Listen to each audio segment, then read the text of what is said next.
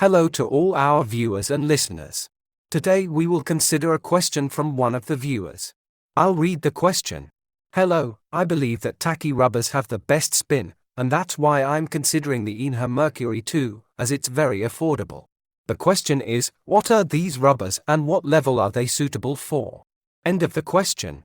To start with, we can say that these rubbers offer an excellent price-to-performance ratio. They are very inexpensive and perform brilliantly for their price. For many amateur players and beginners, these rubbers are a very good choice.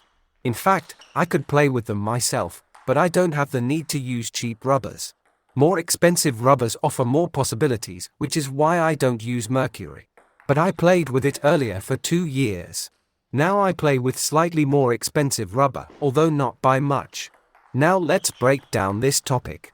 What level are these rubbers suitable for? These rubbers have an absolutely full functionality. They allow you to perform all the technical elements, all the techniques of modern table tennis that can be done with inverted rubbers.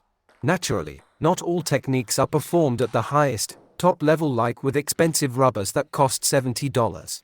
So, high-level players will prefer rubbers with more advanced capabilities. But as rubbers for beginners, or for entry-level or low-level players, Mercury can do everything. Its capabilities clearly exceed the abilities of beginner players, in the sense that beginners are not yet playing well enough to fully exploit the potential of Mercury. So, these rubbers can be used not only by beginners. Let's now consider the issue of spin. These rubbers can generate a lot of spin. But here's the thing, beginners cannot generate a lot of spin. They just are not capable to do it yet.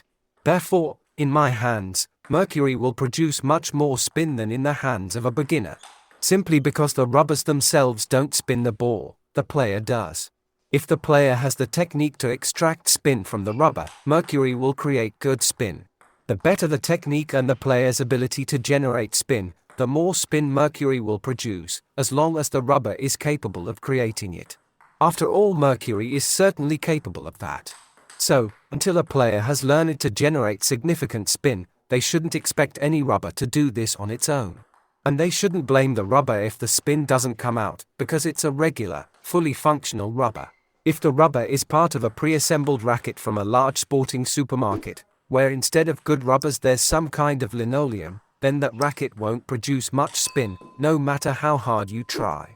Because the rubbers on this so-called racket simply can't create much spin. They can produce a little spin, but not a lot, even if the player knows how to do it. But we are only talking about normal, quality rubbers.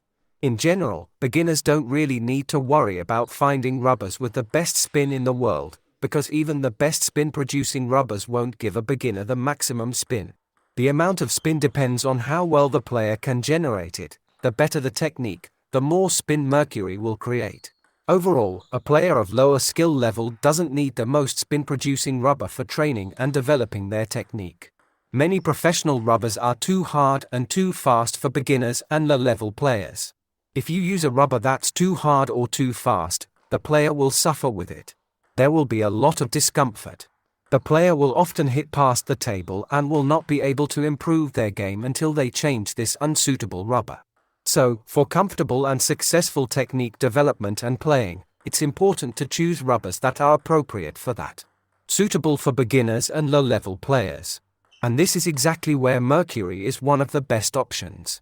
I also want to draw your attention to the fact that there are several versions of the Mercury 2 rubbers.